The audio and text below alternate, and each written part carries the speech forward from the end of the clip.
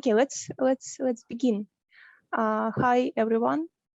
I'm really happy to introduce Sune Lehmann. Yeah, he's a professor of networks and complexity science at DTU Compute, Technical University of Denmark. He's also a professor of social data science at the University of Copenhagen. And Sune is a physicist by training, so he's one of those guys who came to social sciences and started to revolutionize it, gave this great impulse to use new kinds of data and methods in social sciences. He uses different approaches from physics to study social systems based on massive data sets. And he uses really interesting kinds of data, for instance, Wi-Fi data, GPS data, GPS traces. And also, apart from his great academic career, he hosts a really interesting podcast. It's named Too Lazy to Read a Paper. So he talks to interesting people from computational social science field about their papers and books. So the first season just ended, so just take a look at it. And also, yeah, academic papers at Nature and other journals. So, and today, Sune will give a talk about modeling temporal communication networks and dynamic processes. So, without further ado, Sune, if you're ready, yeah, begin. Yeah. Yes, I'm ready. So I guess this is being recorded, but I still think, since we're not so many people on the call, feel free to ask questions. Just raise your hand or something, and we can take them as they go. It's like it's very hard to know your audience and how it fits in and so on. So feel free to kind of participate and interrupt me. So if it gets too boring, you can also, just if you want to wake up or something, you can also feel free to jump in. But thanks for coming. And so let me try and see if I can show you some slides. I'm a big fan, of course, of not using too many slides, but I think for science communication of content, it still makes sense. So now I have to do this screen sharing. Yeah. So I'm not sure. So first I'm going to try and play the slideshow. That's not a good idea. I can reveal doing that. It's not. So maybe I share my whole screen. How about I share that? Do you need some help? So you need this green. Yeah. Now we can see this. I'm going to share the whole screen, and then I'm going to. It is very dangerous, of course, to share your whole screen. I don't recommend it to anyone. Because what if your mom sends you a text message? Yeah, we will. Yeah, we will close our say, my sweet baby, or something. It'll undermine my authority completely. But now you can see. Can you see? You can see my screen. Yeah, only on the slides. Yeah, so don't worry. Yes, this is very good. And as you can see, it's a very humble title, saying nothing of great significance here. I call the talk the fundamental structures of dynamic communication networks. And I want to say I do a lot of different work in different fields, and we have some exciting papers out that you should also read. We have a new paper out in Nature about modeling human mobility. That's exciting. And we also have a new paper out about confidence intervals, and who would think it was exciting, but it is. And also they get them wrong. Everyone has them wrong, but here's how to do it. So there's really exciting stuff. But actually, I'm super excited about this paper that didn't receive so much attention from 2019. So what I'm going to do is I'm going to try and convince you guys that this is what you should be excited about, okay? And so you know that when you do science communication, it's important to get to the point right away. Right? This is what everyone says. Just tell what you want to know, because people are going to lose interest. But because I'm a complete rebel, I'm nuts, I'm not going to do it. I'm going to start with a very, very long preamble, a story to start the story. And so some years ago, I ran a big experiment. This was a thing that I thought would be interesting to collect really, really good data on networks. So I bought 1,000 smartphones. These are the boxes. And then we put custom software on each phone. And then we handed them out to all the freshmen. So a whole year of students at my university in Denmark called the Technical University of Denmark. And I did ask permission from the from the students. They agreed to be part of it. And it's also, we got all the legal stuff in order, and we thought a lot about privacy, but for now, we're just gonna ignore it. But I want to assure you, it's not, it's pretty good. You can see the guy on the phones. It's Arik, my old postdoc, and you can see how happy he is. He's not doing anything bad, right? He's he's very excited. So we got all the phones, then we collected some data. And so I'm not the first person to do this at all. Okay, so lots of people have. This is some technology that was pioneered at the MIT Media Lab by Sandy Pentland, and a guy called Nathan Eagle did this many years ago. But what they didn't do was that they didn't find a kind of a group of people that connect to each other. They would just be like, here's a person, here's another person, here's another person. Won't you take a phone? And if you collect data about people in that way, you can get good data on mobility. You can get good data on a lot of things, but you don't get good data on the networks, right? Because networks is all about capturing all of the interactions. So the experimental design in that study that I ran had to do with trying to capture all the interactions at the university. And you can see, and I'll get into the data channels, but maybe I should say it now. It makes more sense, I guess. So we collected data on the mobility of people, but also on their networks. So we connected who met in the real world so that the phones can see each other from Bluetooth. So we collected information about which phones were close to each other on Bluetooth. We connected information so we could form a network of physical proximity. We collected information about who called each other, who texted each other, who's friends on Facebook, and also a bunch of we did questionnaires and asked them who they were, their personality, and many other things. But so the study was about networks. And what I'll talk about today is the network of who meets in the real world. And the green network that you see before you is actually 1 day of meetings. So this is like if you take 1,000 people, a whole class of people, and you see what happens and you collect all the meetings in the real world over a day, it looks like the green network. And my argument with the other studies was that they look more like the blue network.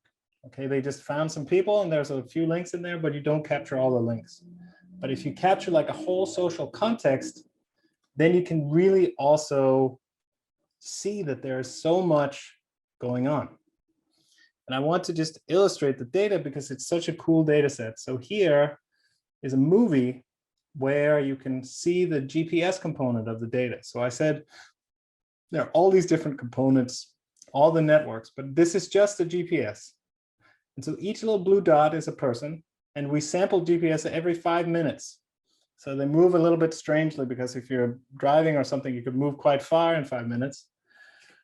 But still you see here, every dot is a person, and you see them and centered around campus. Now it's lunchtime, so there's a lot going on, but you can see that there are all these little blue dots. And when we look at this, I always tell people the following. I say, this is real people. This is not some agent-based simulation.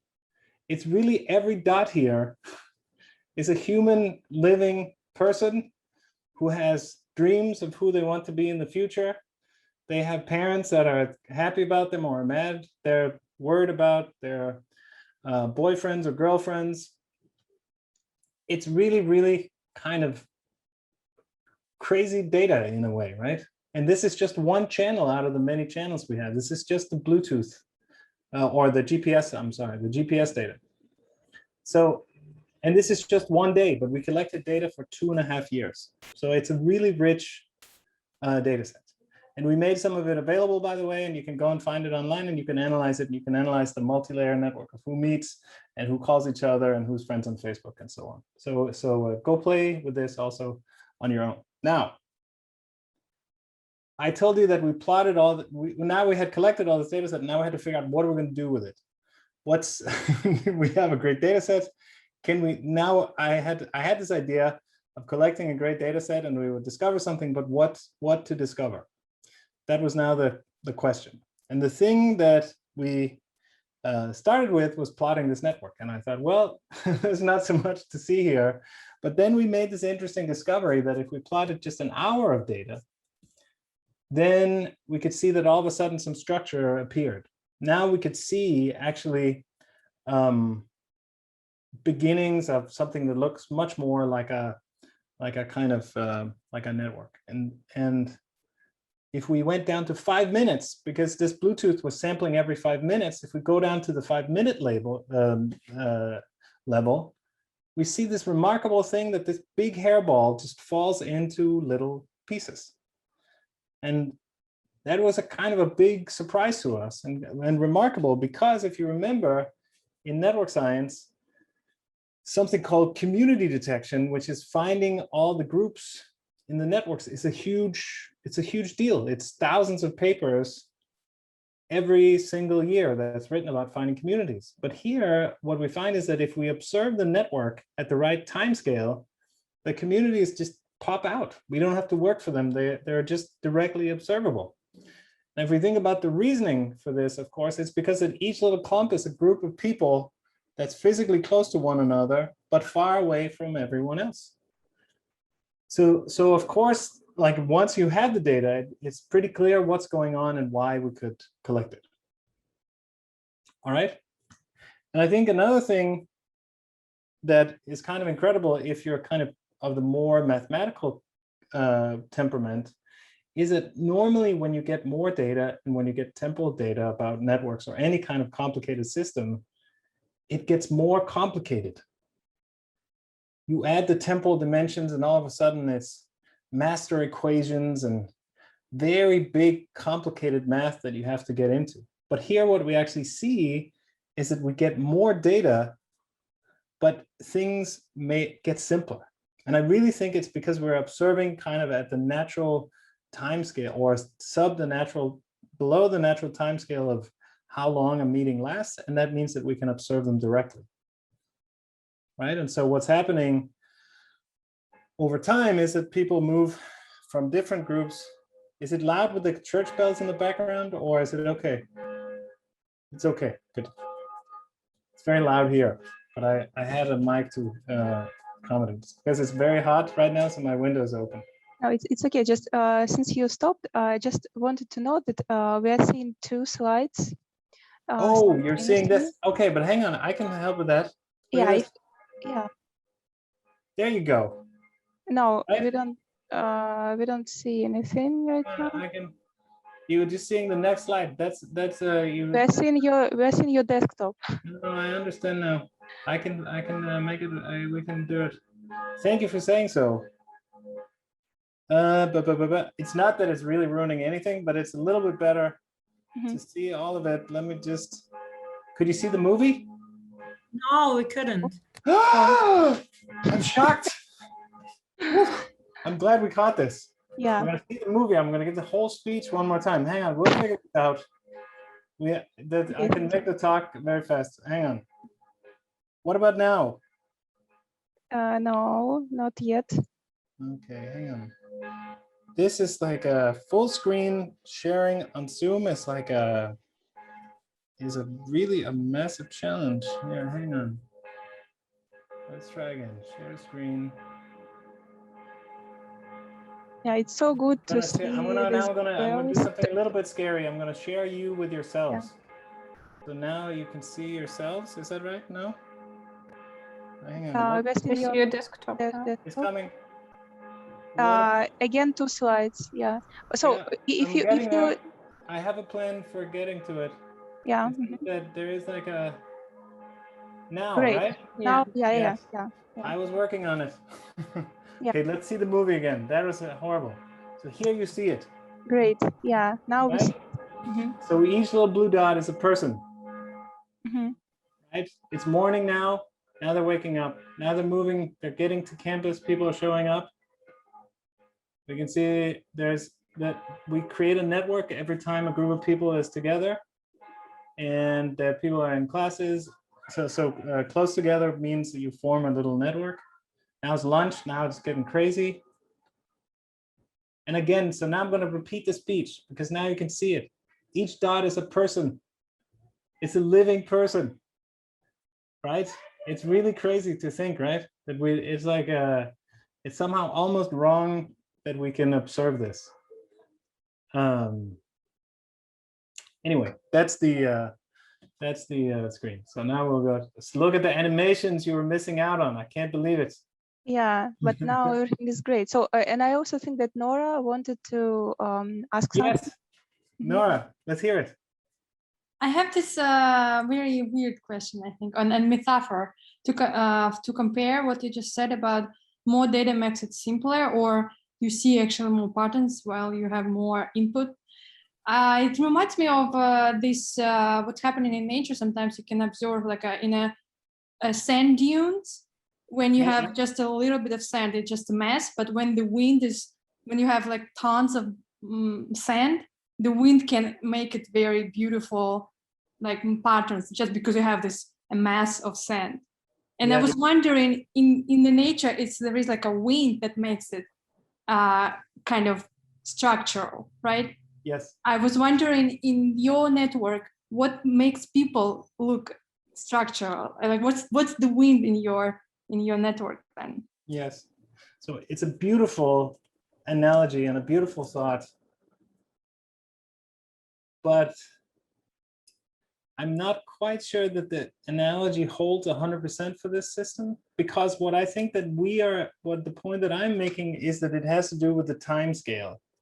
That if you look at a very narrow slice of time, then you can see the people that are actually physically close to one another, right? So you have a campus and you have a group over here, you can see them. You have a group over here, you can see them, and they fall apart. But if you have your temporal resolution, that you only ask what happened in this whole day, I'm in this group, then I'm in another group, then I'm in a third group, they all become connected and the network becomes a big ball of connections.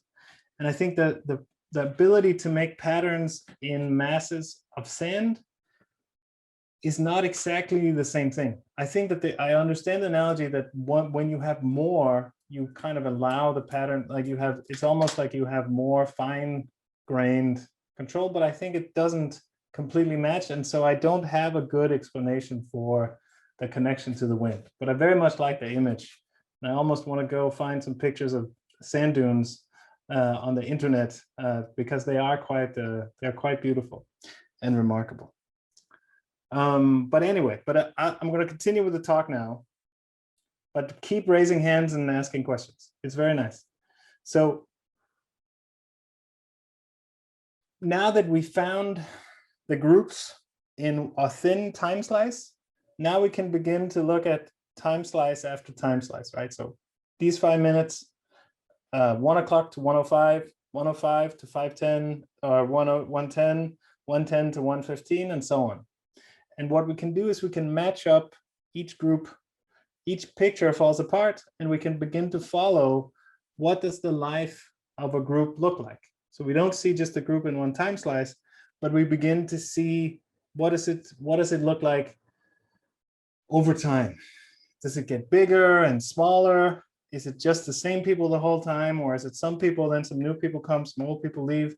We can begin to observe this in a quantitative way. And so we call this a gathering when we have data on a lot of people moving over time.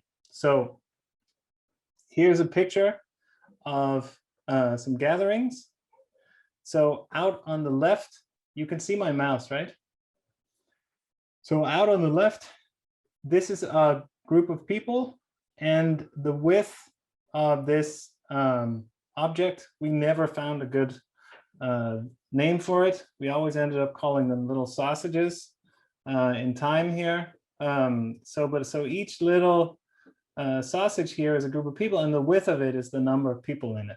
And then you can see time goes from the early morning to late at night, and we can play a little movie. And then you can see also the network out here. So this group then corresponds. We're not showing all the little groups. This is the purple group out here, and you can kind of see how it develops over time. You can see the gray group here over there. You can play with this online, by the way, if you'd like to. But so this is what it looks like. So we can see that because this is a university, we can see that most of the groups last from 8 in the morning to noon, when this is when the first group of lectures are. Some only run from 8 to 10. And a lot of this is just dominated by the class structure in the school. But it's still quite an amazing view, if you think about it, of what you know, we have this huge social system, but now we've just reduced it to basically saying, you know, like that there are these groups and we can describe them in this nice way. And so what we also know is that if a group of people are friends, right? So this is just one day, but this purple group or any group, if it's a group that actually has to do with some kind of social content, they're going to meet again and again over time, right? If you're friends with someone, you're just going to form a gathering, meet once, and then leave. Of course, some of those happen, but the ones that really matter are the ones that occur again and again. So we call these recurring gatherings for cores. And we call them cores because we find that when we empirically observe these meetings, the gatherings, there tends to be a central core of people that are present throughout the meeting. Before I kind of said this thing, well, it could be that, you know, that there could be complete change of the group, that 3 people meet and then 4th people come, one of them leave, and then another person comes in and leaves. But that almost never happens. What almost always happens is that there's a group of people that are there for the entire meeting. And then there's a number of people that are only there for a little time. And that could also just be noise in the data. Could be someone coming over and say hello, but it could also be noise in the data that they come over, you know, to walk by, and the Bluetooth click just clicks right there. But we call them cores, and we can also match those up over time. So we can begin to look at the patterns of how people meet over time.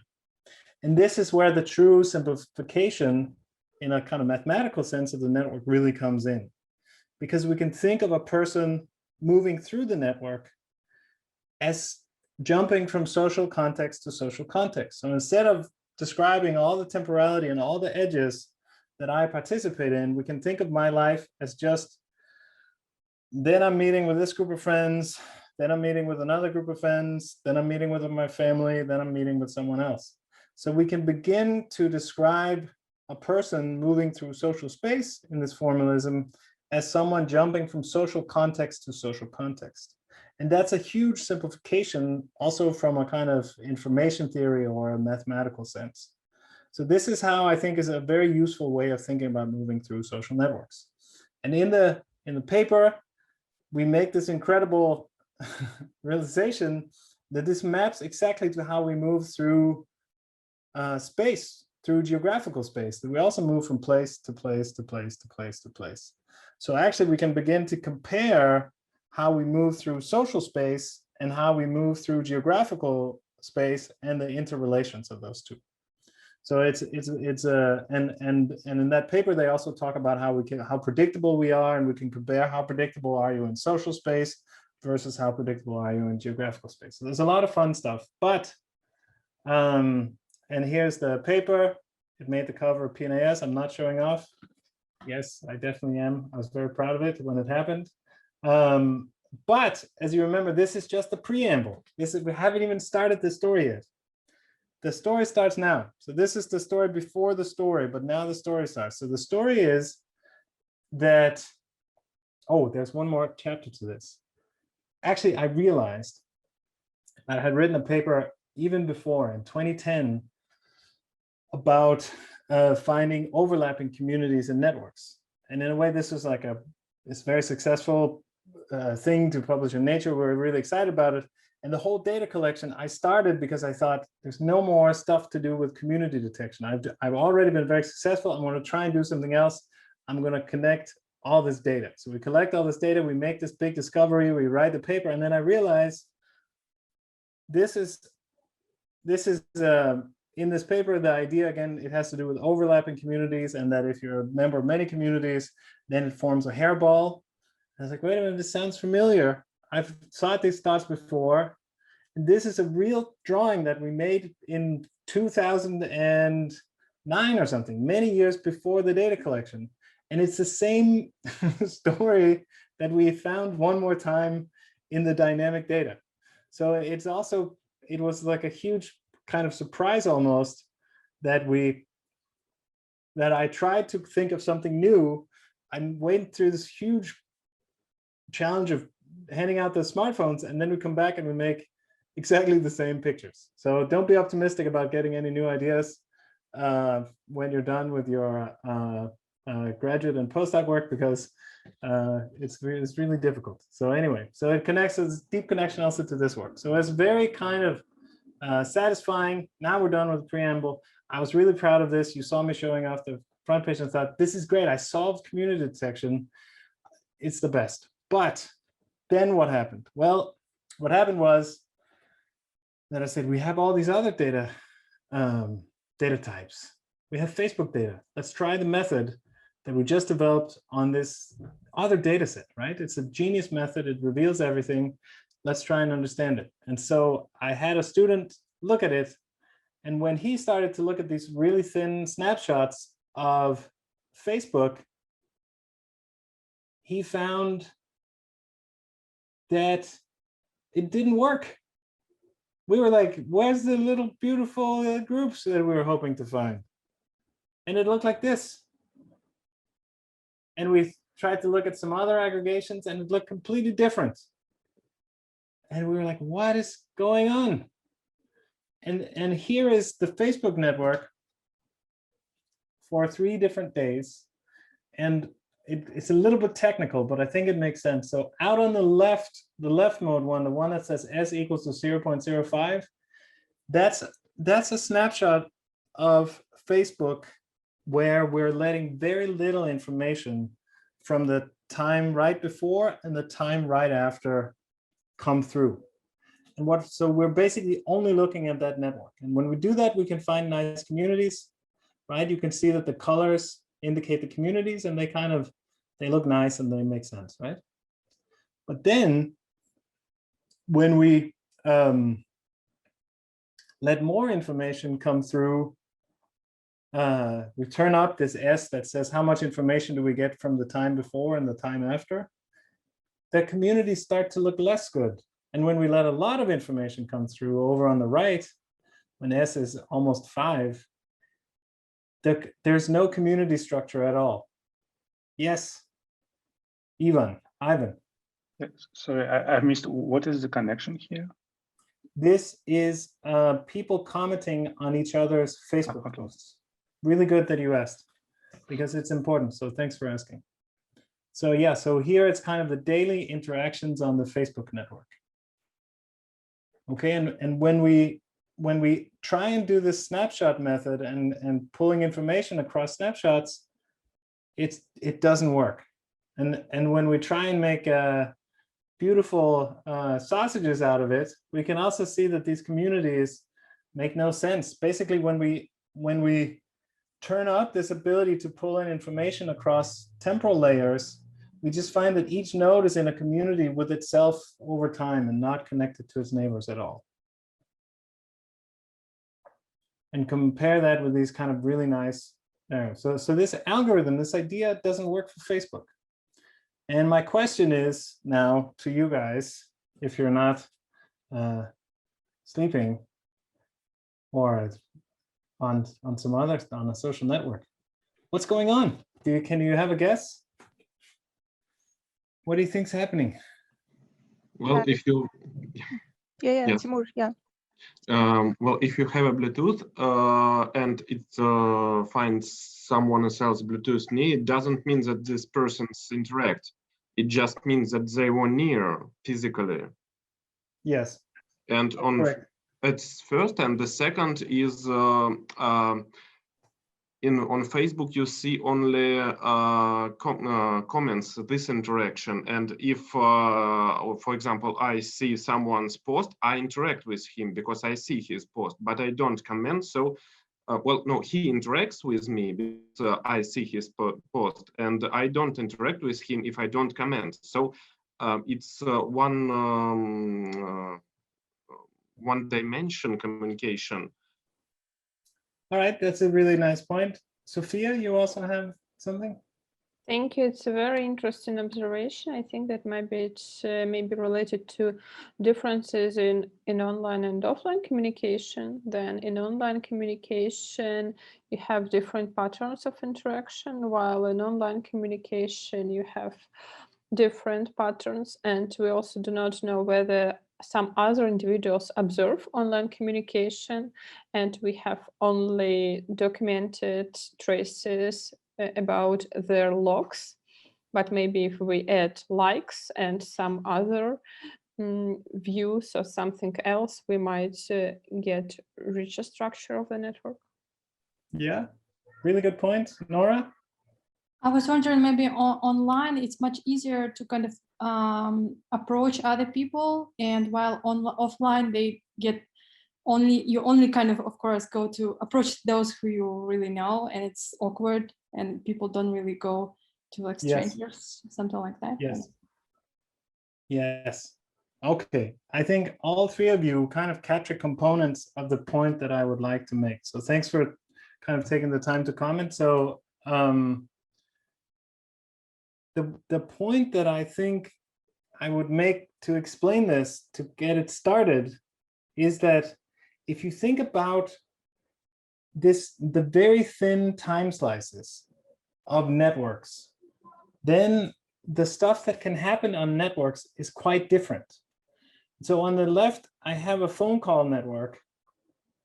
And if you think about having only a very thin time slice of the phone network, what happens is that you would just have dyads on the phone together, right?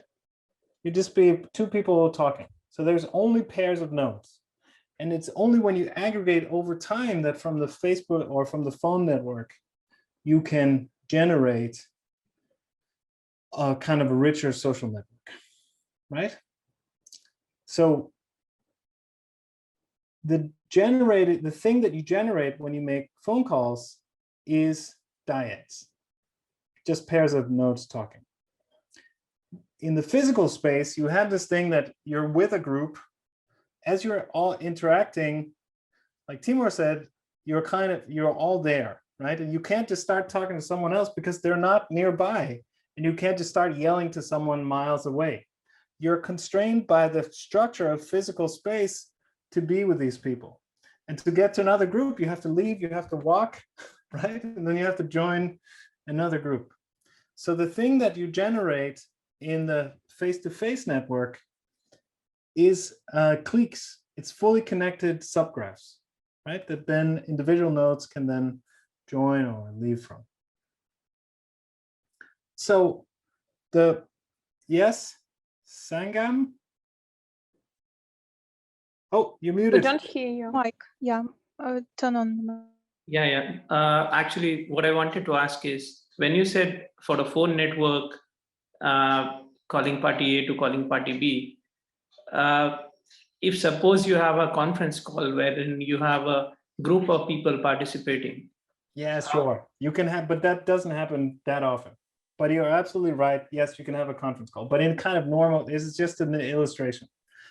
But yes, you can also have conference calls.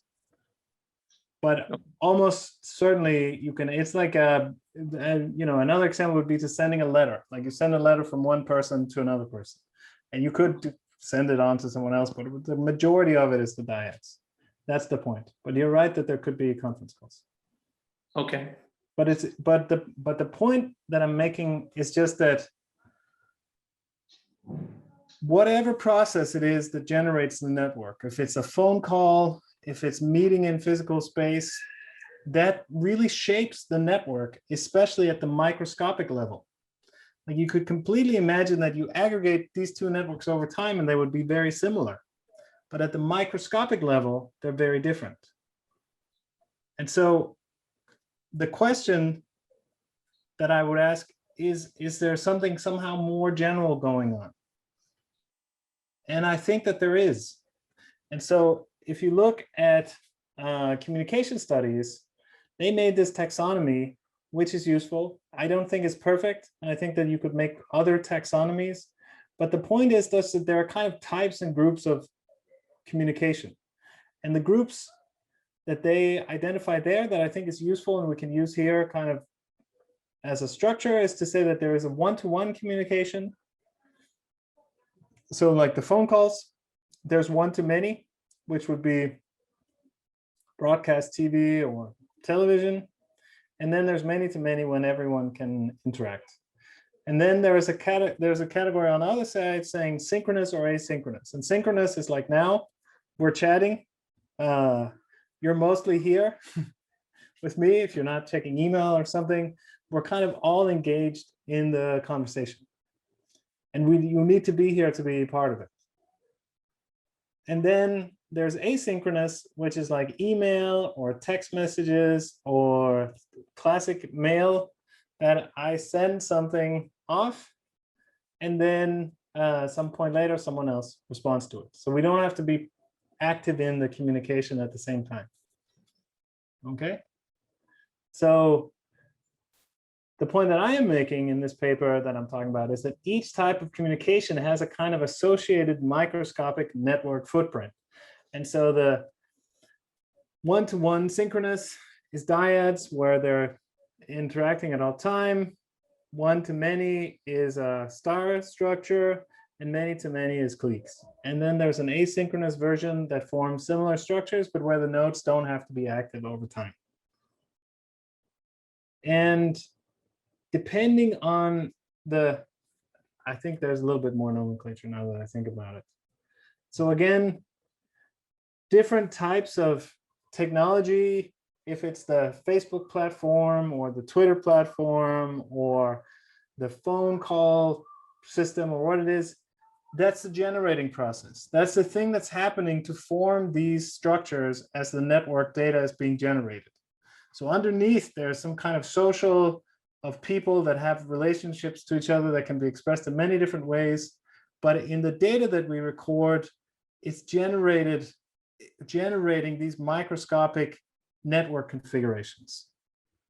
And those constraints are important for dynamics and so on. And when we think of networks, I think that we should think of them as sequences of these fundamental structures. Okay, and so the nomenclature, the terminology is that there's something called the dynamic class, which is these 6 ones, which is like one-to-one synchronous, one-to-one asynchronous, and so on. And then there is the fundamental structure, which inside each of them is the communication event. And I mean the whole thing, including the whole temporal span. So for example, with the sausages, it's the whole thing. The fundamental structure in this synchronous many-to-many network that we analyzed in the preamble is the gathering. And networks arise as sequences of gatherings that are coming at you. All right, does that make sense? Okay. And so this is the one that we talked about in the preamble, right? Is the many-to-many synchronous. So the reason it didn't work is because Facebook is totally different. The mechanism that generates Facebook is completely different. Facebook doesn't generate little cliques and they're not synchronous. Facebook is asynchronous and it generates something that's somewhere in between one-to-many and many-to-many, right? Yeah, I already said this, so we're gonna skip. So what would they look like? And so the thing with Facebook, this is just a kind of a silly visualization, is that there I can post content and I can react to content across social contexts very easily, right? So I go through my stream and when I do likes, I'm not constrained that I have to interact with the same context. I can like something from my uncle who posted something about beer he made himself. Then I can see someone from work and I can thumbs up to a paper or whatever. And I can very quickly kind of switch from context to context.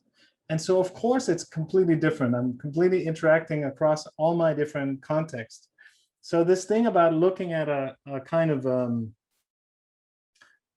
at a node over time, I think is totally the wrong way to look at it. And the fundamental structure there is the post and then the interactions around surrounding the post. So if you wanted to analyze Facebook, what you needed to do was find individual posts and then look at the structure that forms around the post, right? That's the idea. All right. So what? So what? Well, I think this is incredibly important when we model networks and when we compare networks. We already discussed why this is important in community detection, why a method that works for one class of networks doesn't work for other classes. You develop it for one dynamic class and it can be brilliant, but you're going to have to do something completely different if it's another class. And if you look at dynamics, it doesn't make sense to compare the unfolding of dynamics on networks that are in two different classes, because this generating function, the way that the network's generated, is going to be completely different. And so here's an example of a paper where they look at motifs in networks, and they report that the network's motifs are completely different, but they don't see any system in it. And the reason that they don't see any system in it in this paper is because they don't have a kind of they don't have a sense that actually the data, the fundamental structures in the email network are very different than the fundamental structures from the phone call network, which is why they see completely different motifs when they start counting motifs. And I would say counting temporal motifs is the wrong thing to be counting. You should be looking at the statistics of the event that's actually generating the network. Another example is, if you look at spreading processes in networks, there's a whole literature that I show out here on the left that says, well, when you have temporal data, it slows down the spreading. The spreading is slower. And there's another literature that says, no, no, no, when we have temporal data, it's all faster. And we're like, well, why? What is it, one or the other? And the question is, well, it depends on the data. If you have some kind of fundamental structures like the cliques, that can significantly speed up the spreading, but other structures like the asynchronous one-to-one communication can really slow down spreading. So if your data sets are from two different categories of network, you can't really compare. It's really important in complex contagion. Complex contagion says that the probability of spreading depends on the network configuration of opinions around you.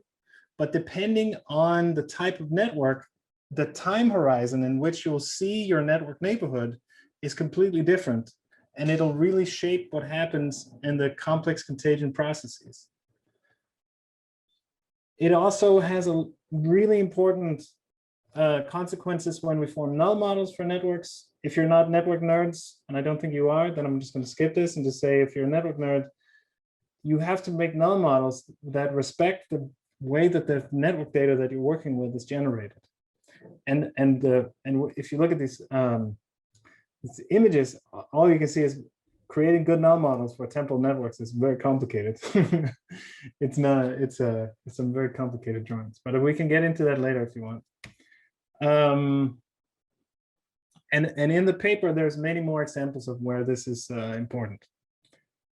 And the philosophical point, I think, is also fun to make. And I promise I'm almost done and we can talk about this in a discussion format. But the discussion point is that Peter Holme, who wrote a really, really nice kind of summary on what had been done in the temporal network space, he says, in the history of static network theory, measuring the network structure was driving the field. All right, so Barbashi and his coworker found these scale-free distributions, and people really went in to study the distribution of all kinds of things across networks. And then he says, for temporal networks, those structures don't exist. People don't know what to measure for temporal networks. we can agree even on, or it's possible to disagree on even how to define, simple things like a clustering coefficient, because it can take time to realize a triangle in the network. And so what he's saying is that they don't have ubiquitous structure. And this has led research in temporal networks down a different path, where the focus is much more looking at processes and then seeing how they unfold, randomizing some part of the network and seeing how that changes the dynamics. And here we go, sorry. It's been a while since I made the slide, so I've forgotten this animation here. So yeah, so what I hope is that these classes that I propose can in a way be the ubiquitous structures that you can use to categorize and measure in temporal networks. And then you can say, well, hang on a minute. How did no one kind of see this before? And I really think that part of it is the reason that I kind of could notice this is because I had collected that really, really amazing network data. And I could be kind of the first person to see in practice that even though the networks are so different on the microscopic level, they become very similar when you aggregate, because what the networks capture is underlying relationships between human beings that are manifested in all these different networks. So to the people, the generating function doesn't matter. It doesn't matter to me, like what is a generating function of a phone network versus the Twitter network or whatever look like.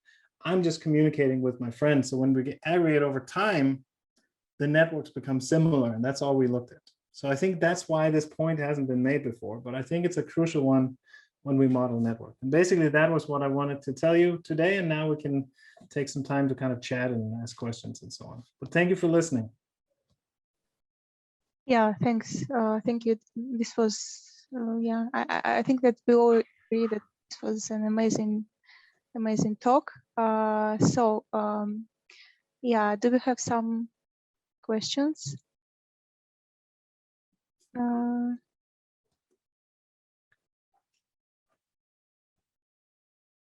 It was just so clear.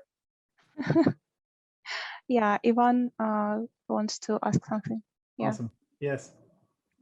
Thank you. First of all, thank you for your talk. Actually, some of your work even like inspired some of our works. We actually also tried to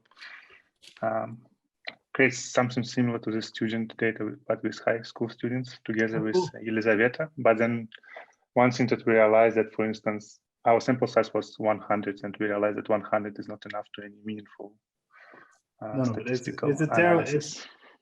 It's very, very difficult to collect this kind of data. Yeah, I wouldn't recommend it to anyone. It was kind of a miracle that we managed to do it.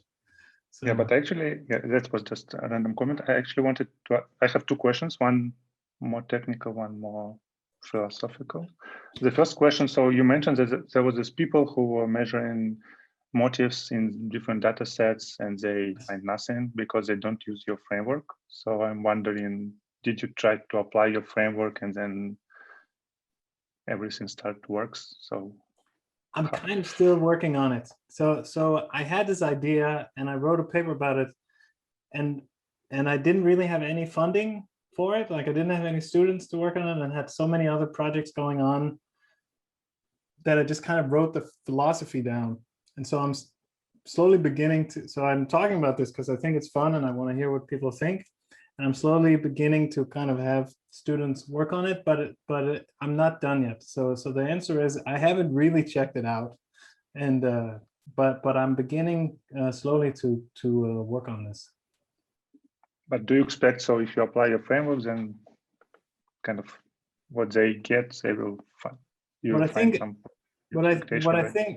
think is that we can at least begin to then say what are the networks that we can meaningfully compare. Right, and so we can say, let's say that we have two one-to-one asynchronous networks, and we begin to measure similar structures there. Then we can say, are they similar or different? But if you're measuring kind of motifs and you're comparing a one-to-one network with a many-to-many network, you're for sure going to find completely different distributions of triangles and so on, because one is generated from dyads and the other one is generated from cliques, right? So I'm confident that it will be more meaningful to compare those networks. But will they be similar and will there be beautiful patterns? I don't know. But I do think that it's kind of the right approach to even comparing. Thank you. And then I have another question, but maybe someone else before me. So do we have some other questions? Yeah, I think that Ivan, you can ask your second one, philosophical one. Yeah, my second one is more like there was quick. Maybe I will ask a bit later. Let's see. Okay. Ask question first. Yeah, please. I'm sorry, I'm in a little bit, for some reasons I couldn't. Okay, yeah, so my question is probably a little bit side one, but anyway, so in terms of the Facebook data, do we have any opportunity to adjust for so if the network is measured using like even reaction to some posts and stuff like that. So with all those algorithms that social network like Facebook and all others use in order to show us some stuff. So is it really the network that we do have, or that it's network that some algorithms made us make kind of forms for us? Because so the question is, could we adjust anyhow the data for the content that we actually see in the network, in the social media side? Yes. So I think, hang on. I think maybe, am I the one freezing now? Can you hear me? No, Yes, yeah, we we can hear you. Yeah. I think there was some kind of issue with my network. Hang on a second. Am I coming back? We hear you very well. Yeah. Okay, then let's just then it just looks like I'm thinking, or you're frozen. Can you see me also move? Am I doing stuff? Yes. Okay, I Yes. can't see. Everyone else is frozen from my view, so I can't see you guys, but it's fine. So yeah, so okay, so Facebook has big algorithms to generate the feed that we see. Does that impact the networks that we collect from Facebook? Definitely. Facebook networks are some kind of consequence of our relationships to one another interacting with a big algorithm that sorts the content that comes at us. That I think is true. And the way that my framework doesn't explicitly deal with that, but I think it's true that again, it just says that Facebook has an extra complicated generating mechanism that doesn't just generate network structures, but also generates sequences in a special way that's driven by their algorithm. Does that make sense? Is that a kind of answer? Yeah, kind of. Yeah, thanks. Yeah, good. I think I'm going to try and move because it's a little bit scary that I can't see you anywhere or can't see you move. I'll try just look in the right direction. Let's take the next one. Okay, Ivan, let's hear you another. Let's hear. There's also a question from Sophia. Okay. Okay, yeah, thank you. Thank you very much for your presentation, Sune. I have a question about multiplex networks. We know that the networks between individuals can be of a different but very similar nature. For example, first you might have friendship in online and communication in online and communication and offline. And whether we can examine this multiplexity altogether, what do you think about it? Or these different forms of communication prevent the multiplex approach to the analysis of this data? Yes, that's a good question. To be honest, so I'm sorry. It's because my my computer's breaking down. So I'm just trying to fix it a little bit. To be honest, I mean, I don't know how to handle multiplex networks in the framework that I just presented, I would say, but I can say that but I can say that I think that in some sense it still makes. Now I'm back. I did it. I fixed it. Fantastic. So, but in some sense, so I don't think we can handle multiplex network explicitly, but I think we need to first understand the individual layers. So it's like multiplex and temporal. So what I have here is an idea for how to handle temporal. And I think once we have a better handle on how to model temporal, just one flow of those, then we can also begin to take it towards the multiplex. But it's a good question, and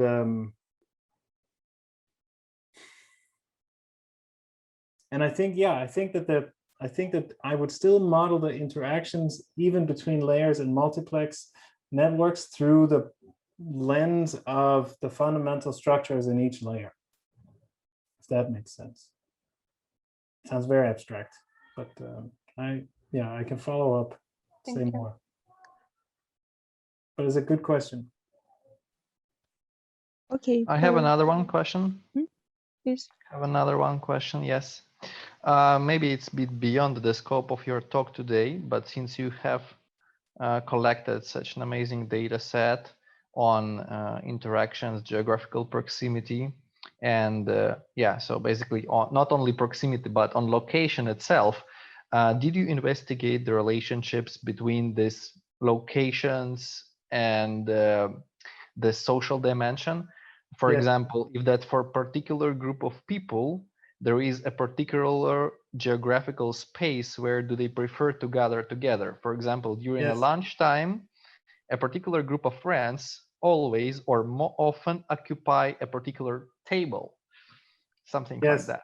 Something like that. So Yuri, thank you so much for the question. You're setting me up beautifully.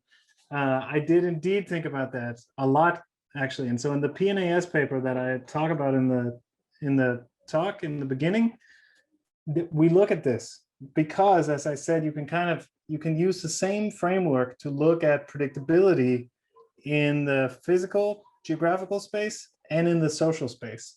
And the thing that we find, which is super interesting, is that there is a kind of trade-off. So this is university students. And so what we find is that on a day-to-day basis, they are highly predictable and they tend to meet with the same people in the same places. Not so surprisingly, they're going to class and so on. But then something happens on Friday night and Saturday night that makes them very unpredictable. All of a sudden, the number of different places they visit explodes and becomes much bigger. Their mobility is much less predictable. Okay. I don't know what's going on with these young people. Maybe alcohol is involved. But what happens is, so they're most unpredictable in their geospatial sense. And right at that time, they're most predictable in the social sense.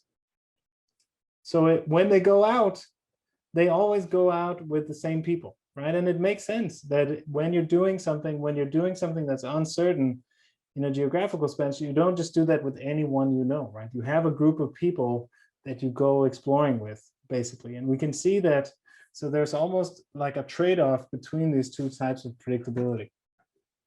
And yeah, it's all in that paper, but I think it's really kind of, I mean, it's trivial when you hear it, but it's quite a cool finding nevertheless to quantify. Yeah, thanks for sharing this finding.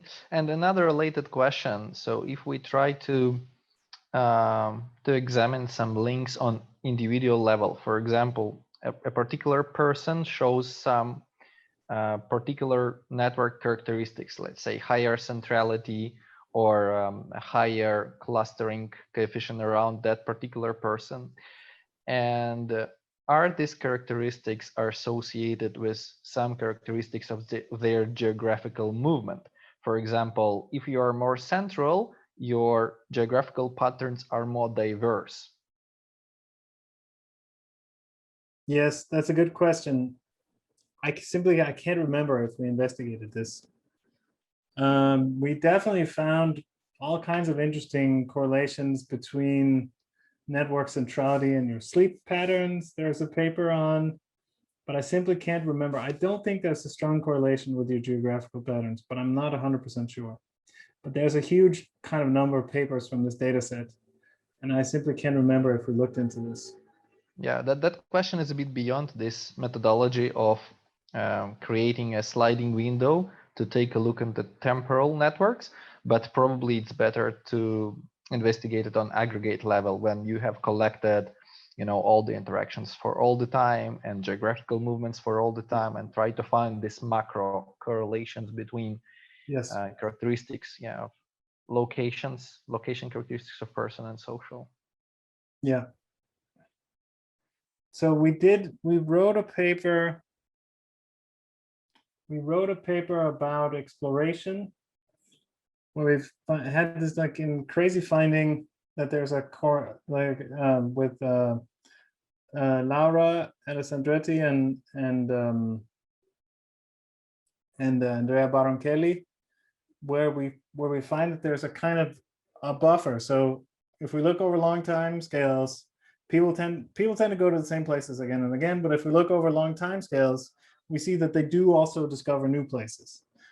And they discover new places at a rate that hasn't really been discussed in the literature. But the crazy finding is that the way it works is that when you start going to a new place, you forget one of the old places.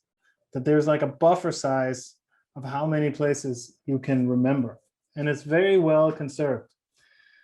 And we can show that it doesn't have to do just with kind of temporal constraints and how much time you have, but it seems to be a kind of cognitive limitation of that. And in the connection with that result, we did look a little bit into also connections with personality and network structure and so on. So there might also be some results there around what you're interested in. But yes, it's definitely way outside the scope of the fundamental structures in the dynamic communication networks.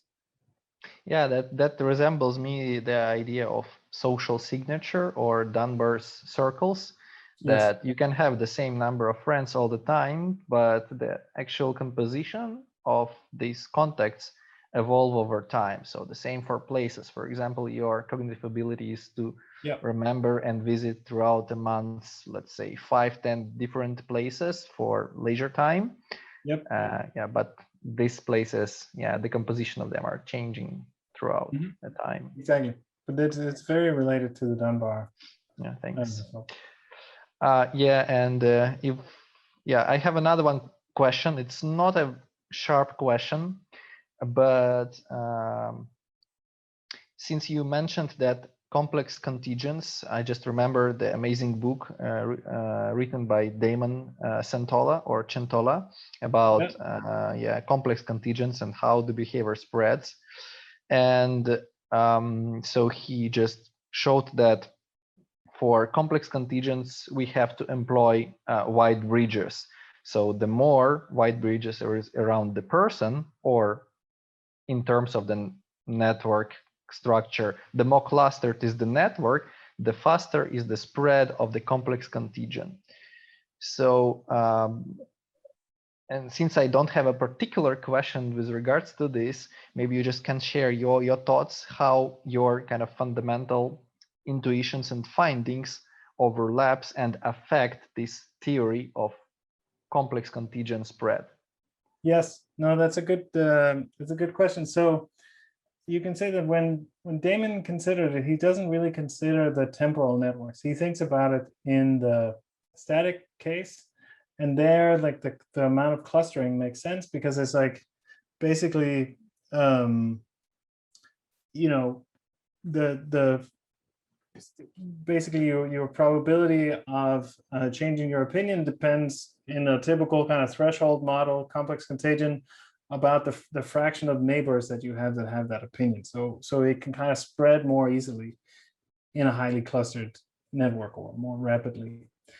In the temporal case, you can kind of say that if it depends on how many nodes in your neighborhood have a certain opinion, you can almost see that if the neighborhood is a face-to-face network, so synchronous many-to-many, you're going to be exposed to a lot of neighbors in each meeting, right? Like in a meeting, you're going to see a lot of people. So this is this is really some events that can basically flip you in a kind of contagion sense, because every meeting with a group, you will see kind of a large group of people, and there will be many triangles in each meeting.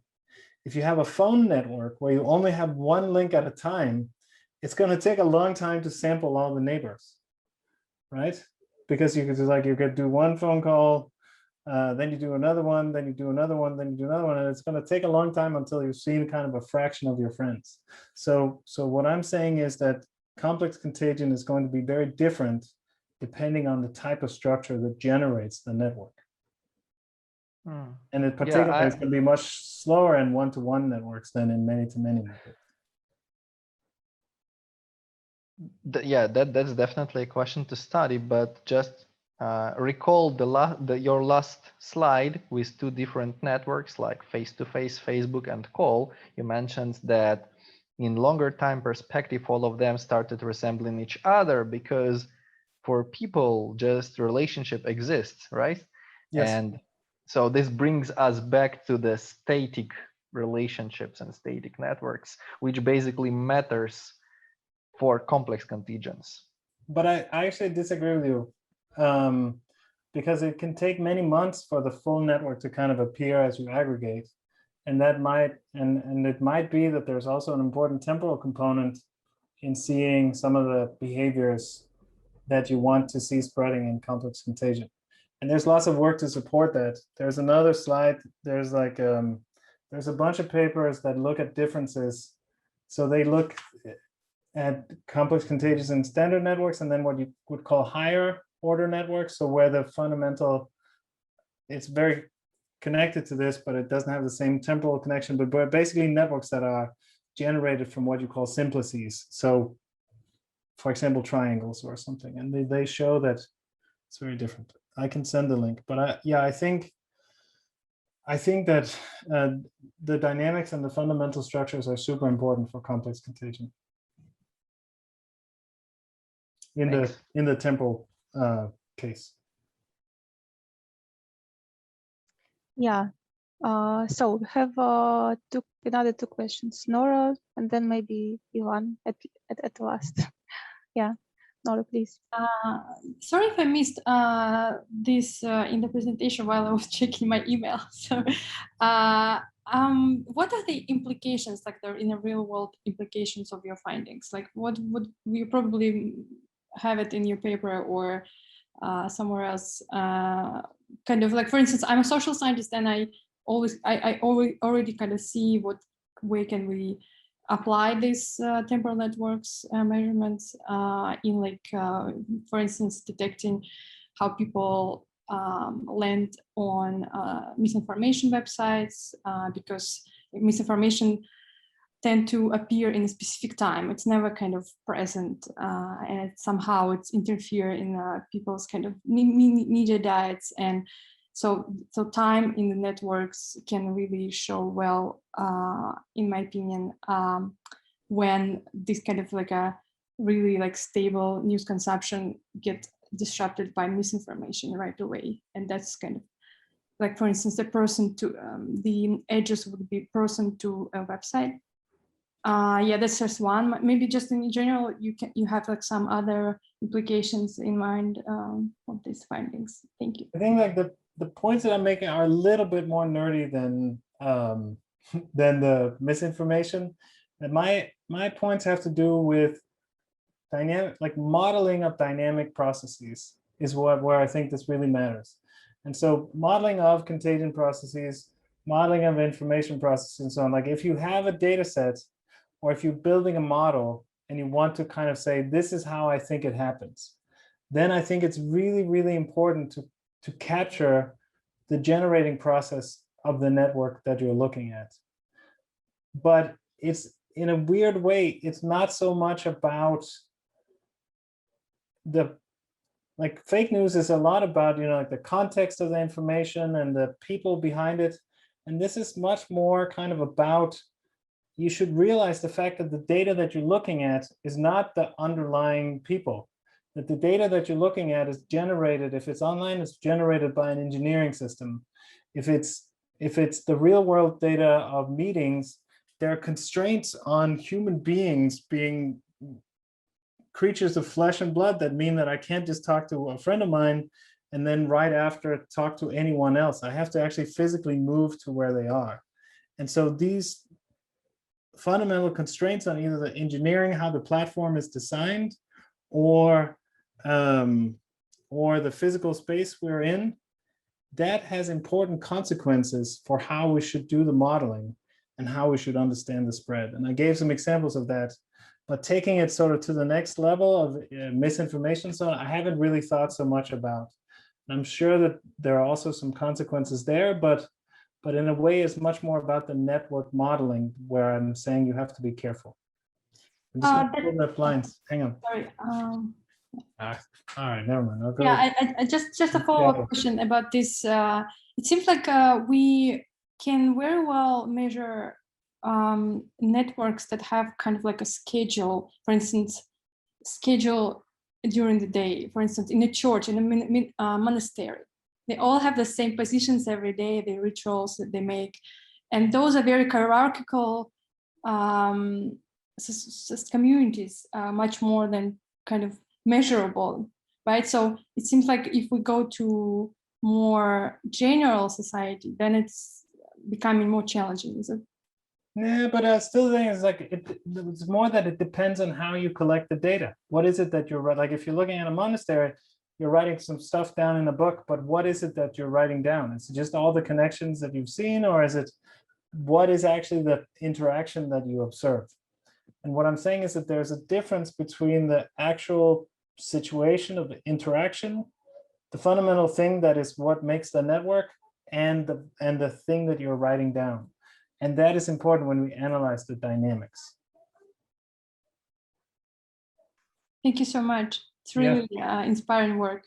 Yeah, thank you. Even though you said that you didn't get enough attention to it, well. I'm glad you like it. I'll keep talking about it until someone someone starts citing it. Yeah, or working with it. Yeah, we will try to do a media coverage of your talk. So maybe, expect more followers. More attention. Okay, Ivan, please.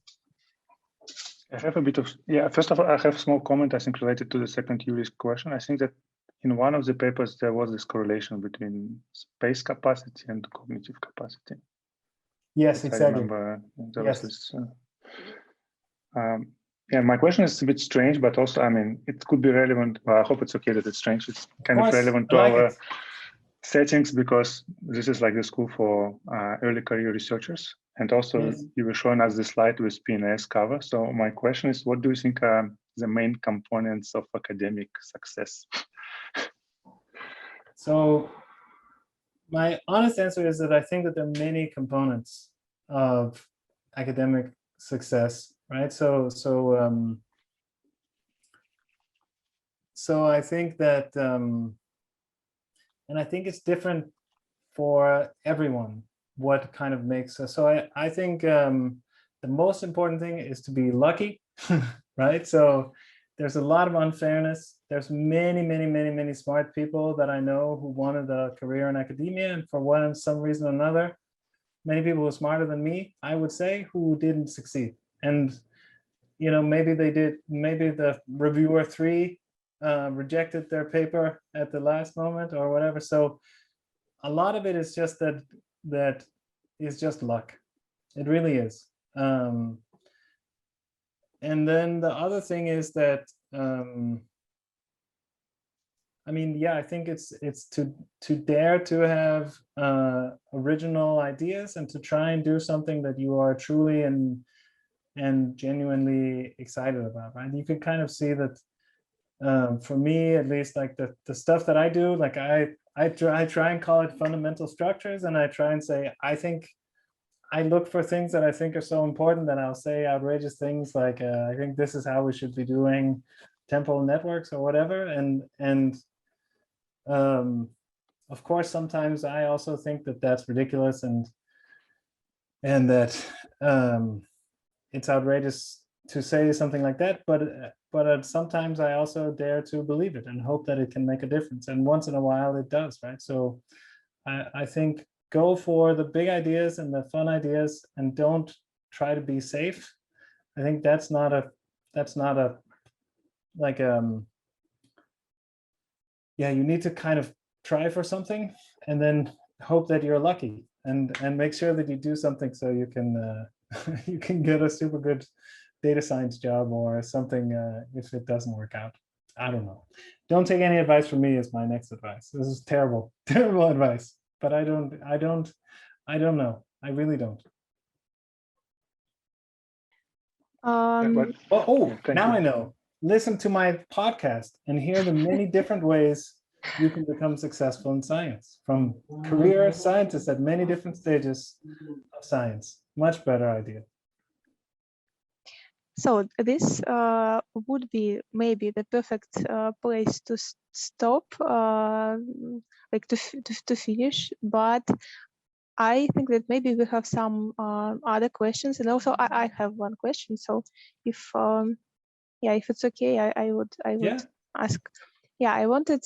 This is so also a kind of a meta question, not about your this exact paper, but I just wanted to ask about this kind of multi-layer studies.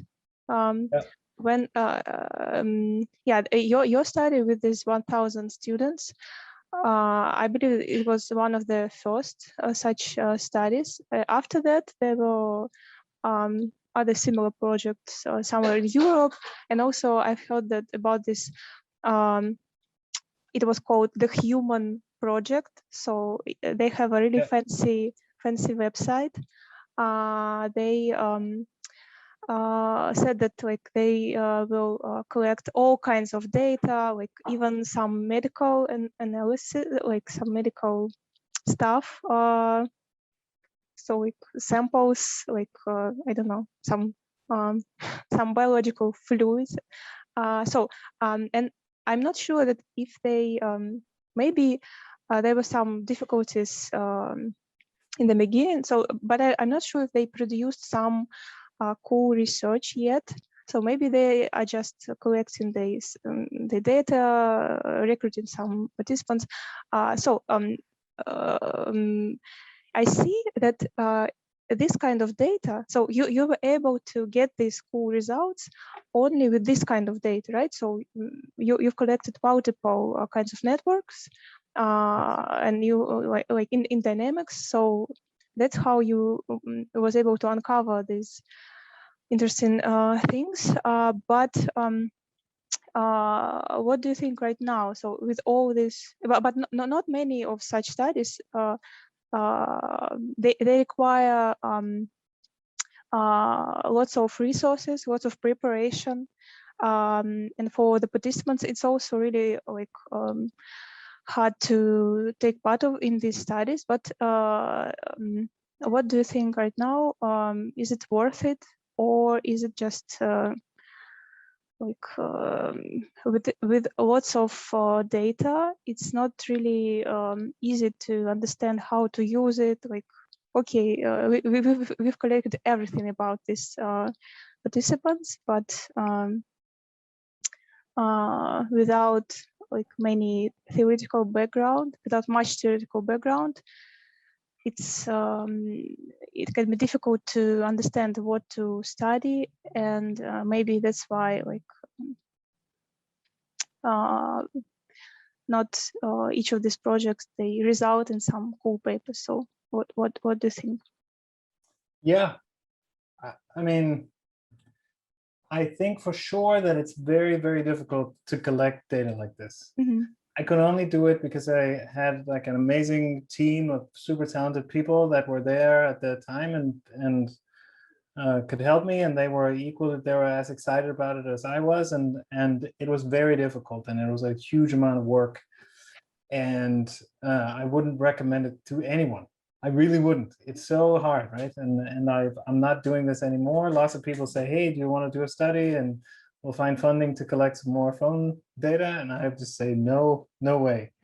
I think that in a way it's become even more difficult now because the phone ecosystems are becoming more fragmented. The privacy awareness is different now, and I think that you could do this if you thought carefully about privacy. I think that's completely possible, but I think the technology to then actually make it happen is harder. Even getting Facebook networks is more difficult now. So I think I would take some different route to find nice data, find someone who had already collected something. But this kind of dedicated data collection, I think, is even more difficult now than it used to be.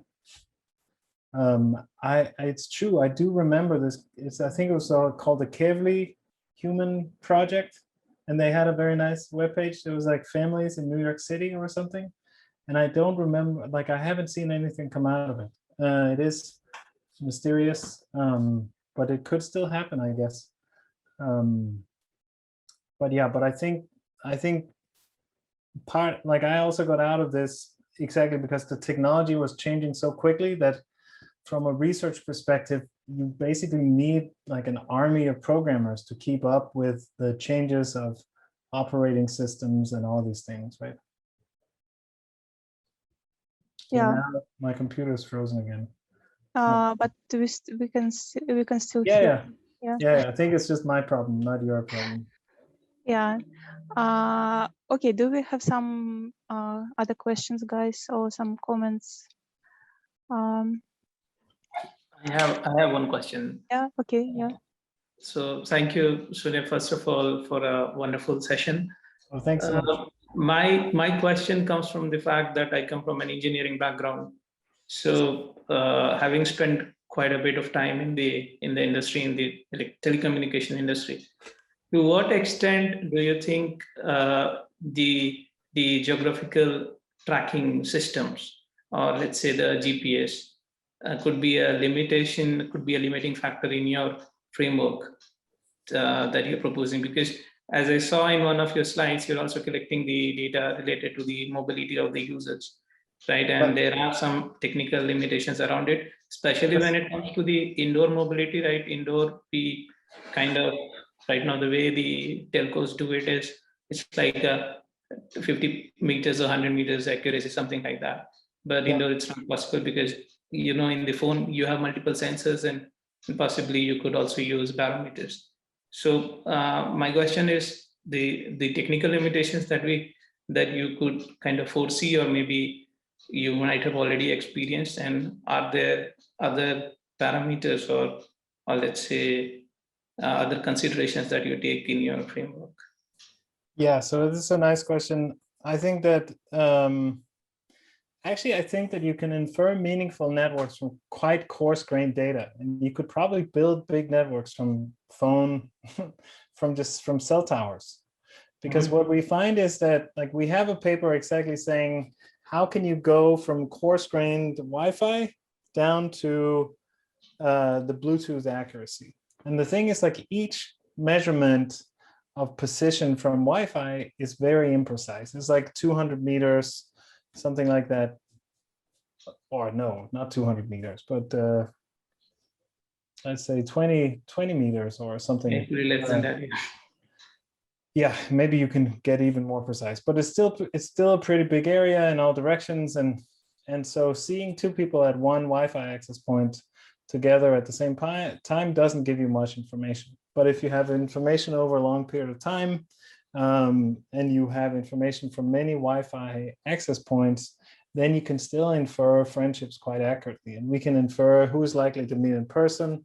We can infer who is likely to make phone calls and who is likely to be friends on Facebook. And those are kind of different prediction problems that you can all infer from Wi-Fi data. And that's because, well, I mean, like, if you arrive at the same time at a Wi-Fi access point, that gives you more information. If you're observed at many different Wi-Fi access points together, that gives you more information. So you can construct features that you could look at over time to still make accurate inference of kind of social network. And then you can go back and apply, saying, okay, and now I know where the friendships are, and now I can look for them in the more noisy data. Mm-hmm. Okay, so let me ask you another question on this. There are like some databases which probably provides you with the, if I'm not mistaken, it's like Wi-Fi access points, right? So in any of your studies, have you taken also that into consideration? What particularly? Sorry. The databases which has kind of which possibly gives you the kind of the different access points which are probably there in Yes. your geographical area. Yeah, we look at that. We have a lot of studies on kind of many of those aspects, many different ones. So sorry, trying to make the computer work again. I almost did it. Yes. So we do have some work on that where we also look at some of the lookup databases. Mm-hmm. Okay, thank you so much for the explanation. Sorry for being bad at looking at you guys in this one. But no, it seems like you are looking right at us, so don't worry. Good. Do we have some other questions? Okay, and we're also running out of time, so yeah, I think we can stop here. Cool. So thank you very much for your amazing talk, and for your also thanks for your style of presenting, because it's already really late in some places. So in India we have participants from Singapore, India. So yeah, you kept us all awake and active. Yeah, so thank you. Have a nice day. Yeah, it's also evening where you live too. Yeah, so yeah, I forgot that you're from Europe. So yeah.